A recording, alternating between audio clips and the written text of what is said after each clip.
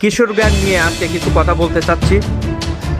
আশাশুনি মানিকখালী ব্রিজের উপরে ব্রিজের মুখ অবরুদ্ধ করে কিশোর গ্যাং নিউ স্টাইলে বিভিন্ন মহড়া পরিচালনা করছে এবং আপনারা যারা গতকাল বিকেলে বোদাটার দিকে দেখছেন স্ব গাড়ি মোটরসাইকেল নিয়ে কিশোর গ্যাংয়ের সদস্যরা আশাশুনি থেকে বোদাটা মরিচাপ মানিকখালী ব্রিজের উপরে রাস্তা ব্লক করে তাদের স্টার্ট পরিচালনা করে, যা আসলে মানুষের দৃষ্টিগোচর মনে হয়েছে এবং মানুষ এই জিনিসটা খুব ভালোভাবে নেয়নি।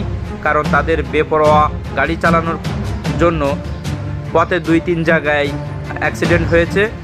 আমার চোখের সামনে একটা পালসার গাড়ি নিমিষেই তারা ধাক্কা দিয়ে তাকে ফেলে দিয়ে চলে যায়, পথচারী আহত হয় এবং তার জিনিসপত্রগুলো রাস্তায় ছড়িয়ে ছিটিয়েছিল।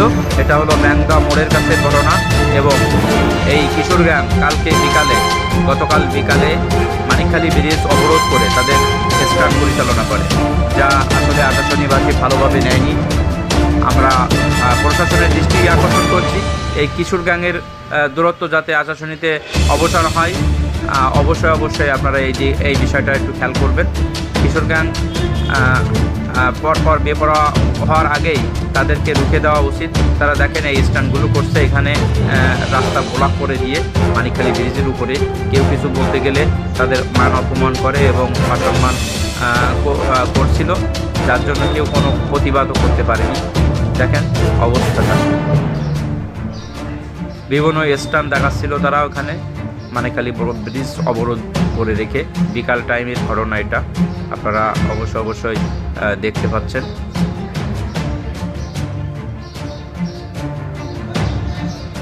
এই কোমলমতি শিশুরা যারা মোটরসাইকেলগুলো নিয়ে এসেছে, না জানি কোনো না কোনো মায়ের সন্তানেরা, কিন্তু যদি আল্লাহ না করুক এরা অ্যাক্সিডেন্ট করে এদের অবস্থাটা কী হবে? কারণ এরা দলবদ্ধভাবে সাই করে টেনে নিয়ে যাচ্ছিল সাতক্ষীরা থেকে আশাশুনির দিকে এবং সেখানে হঠাৎ বাজে পরিবেশ তৈরি করেছিল তারা মানিকখালী ব্রিজের উপরে। দেখেন কিভাবে স্ট্যান্ড করছে, চাকার টায়ারগুলো ক্ষয় করে ধোয়া বের করছে। এটা দেখার জন্য ছেলে মেয়েও সেখানে ভিড় করছিল, কারণ এই স্ট্যান্ড বাজেরা তাদের যে দূরত্ব এবং তাদের দূরত্বপনা দেখাচ্ছিল। সবাইকে অসংখ্য ধন্যবাদ সাথে থাকার জন্য।